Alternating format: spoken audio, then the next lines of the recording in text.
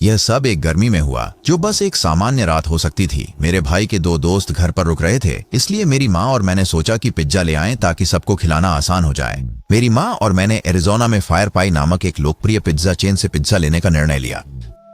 हम सबने तय किया कि हम पिज्जा घर ले जाकर खाएंगे और हम अपने भाई के दोस्त और हमारे कुत्ते एक हस्की जिसका नाम फ्रॉस्टी था को पिज्जा लेने साथ ले गए। हमने फ्रॉस्टी को घर पर इसलिए नहीं छोड़ा क्योंकि वह अभी छोटा था और अकेला छोड़ने पर बहुत चीजें खराब कर देता था, लेकिन फ्रॉस्टी को साथ ले जाना सिर्फ नए ब्लाइंड्स या जूते खरीदने से बचने के अलावा भी ज्यादा मायने रखता था। जब हम फायर पाई पहुंचे तो मैं कार से बाहर नहीं निकलना चाहता था क्योंकि मैं बहुत आलसी महसूस कर रहा था, लेकिन मेरी माँ और मेरे भाई मुझे कार में अकेला नहीं छोड़ना चाहते थे। लेकिन चूंकि फ्रॉस्टी रेस्तरां के अंदर जा नहीं सकता था, वह कार में मेरे साथ ही रहा और मैंने उन्हें मना लिया कि मैं ठीक रहूंगा।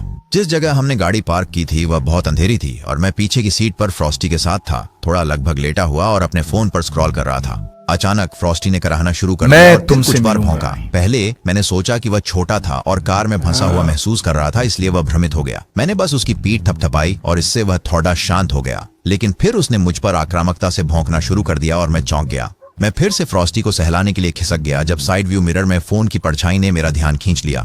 जिस समय मैंने शीशे की तरफ देखा मैंने कुछ भयानक देखा। प्रतिबिंब में मैंने एक आदमी को काले हुडी और स्की मास्क पहने देखा जो सीधे देख रहा था। मैंने चीख मारी और मुड़कर देखा कि वह आदमी दरवाजा खोलने की कोशिश कर रहा था। शुक्र है वह लॉक था। फिर वह चिल्लाया, दरवाजा खोलो। मैं बहुत डर गई थी। उस समय मैं केवल 14 साल की थी और नहीं जानती थी कैसे प्रतिक्रिया दूं या क्या करूं। फ्रॉस्टी ने मुझ पर कदम रखा जब वह उस आदमी पर भौंक रहा था और मैं हकीकत में लौट आया। मैंने महसूस किया कि अगर मैंने जल्दी कुछ नहीं किया तो कुछ बुरा हो जाएगा। मैंने थोड़ी हिम्मत जुटाई और उस आदमी से कहा कि वह चला जाए और अगर वह नहीं गया तो मैं पुलिस को बुलाऊंगा। अचानक सब कुछ बहुत शांत हो गया। ऐसा लगा कि वह चला गया है और मैंने इधर उधर देखा तो आसपास कोई नहीं था। तो मैं अपनी कार से बाहर निकला और अपने कुत्ते के साथ रेस्टोरेंट की ओर दौड़ने लगा। लेकिन जैसे ही मैं दौड़ रहा था किसी ने मुझे पकड़ लिया और मैंने चिल्लाने की कोशिश की, लेकिन मेरे मुंह पर कपड़ा डाल दिया गया। आखिरी चीज जो मैंने देखी वह थी मेरा कुत्ता रेस्टोरेंट की ओर दौड़ रहा था और फिर मैं बेहोश हो गया।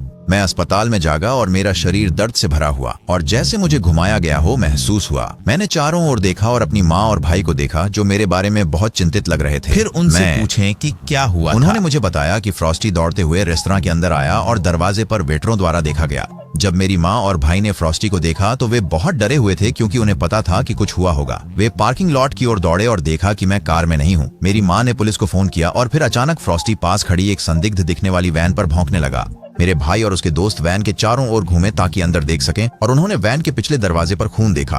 उन्होंने वैन के पीछे मुझे ढूंढ लिया। मैं रस्सियों से कसकर बंधा हुआ था। अचानक हमलावर चाकू लेकर वैन के चारों ओर आया और मैं केवल अनुमान लगा सकता हूँ कि वह और पीड़ितों की तलाश में था। जब मेरे भाई ने उस आदमी को चाकू पकड़े हुए देखा तो उसने गुस्से में उस पर तुरंत हमला कर दिया, जबकि उसके दोस्त पीछे से आकर उसके हाथ पकड़े और चाकू छीन लिया। इस बीच मेरी माँ मुझे रस्सियों से छुड़ाने की कोशिश कर रही थी। बाद में पुलिस आई और लड़ाई को रोक दिया। फिर हमलावर को गिरफ्तार कर लिया जबकि मुझे अस्पताल ले जाया गया।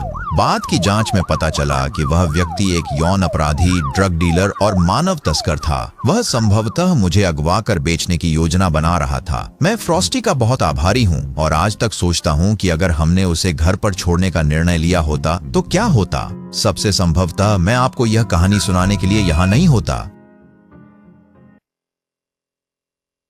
जब मैं अपना एसोसिएट डिग्री बिजनेस में कर रही थी तब मैं 1990 से 1991 तक वेट्रेस का काम करती थी। हालांकि मैंने अपने काम पर दोस्त बनाए, लेकिन मुझे ये ज़्यादा पसंद नहीं था क्योंकि मुझे प्रति घंटे सिर्फ $7.25 मिलते थे। हर दिन बिल्कुल वैसे ही जाता था, सिवाय एक दिन मेरे साथ तब तक रहेगा जब तक मैं इस धरती से गायब नहीं हो जाती। मैं एक रात काम कर रही थी और मैंने देखा कि धूल से भरा एक जोड़ा और एक किशोरी लड़की रेस्तरां में दाखिल हुए। मैंने उन्हें मेज़ पर बैठा दिया। जैसे ही वे सभी बैठे, लड़की ने गलती से अपनी कांटा मेज से गिरा दिया। मैंने उसके लिए इसे उठा लिया और जैसे ही उसने इसे मुझसे लिया, उसने कांटा लेते समय मेरा हाथ काफ़ी मजबूती से पकड़ा। शुरुआत में मैंने इस पर ज़्यादा ध्यान नहीं दिया और मैंने अपनी शिफ्ट जारी रखी। मैं एक बार फिर टेबल के पास आया जब मैं किसी के लिए खाना लेने जा रहा था और लड़की ने फिर से अपनी कांटा गिरा दिया। मैंने सोचा कि यह संयोग हो सकता है और मैंने उसे फिर से कांटा वापस दे दिया और उसने फिर से मुझसे कांटा लिया और फिर से मेरा हाथ दबाया। हालांकि इस बार यह और भी अधिक दृढ़ था।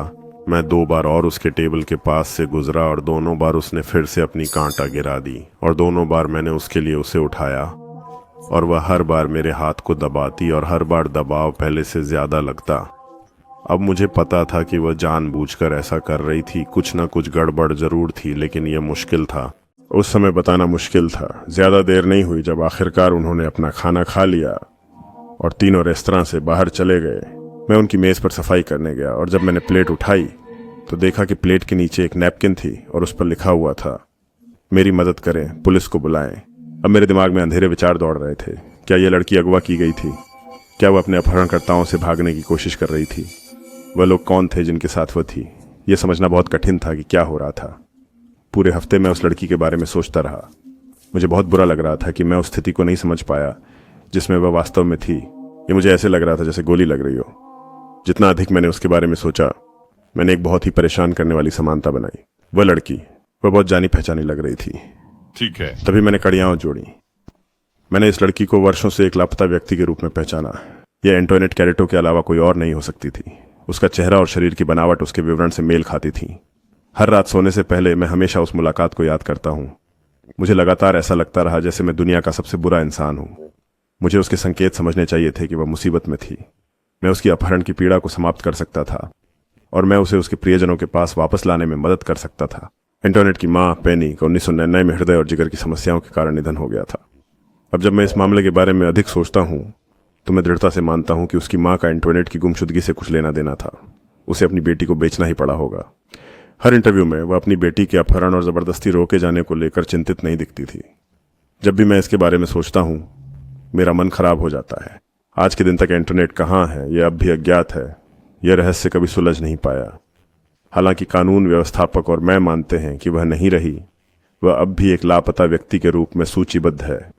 मैं सच में आशा करता हूं कि जहां कहीं भी एंटरनेट आज है उसे शांति मिल गई हो और वह अब दर्द से भरी जिंदगी नहीं जी रही हो।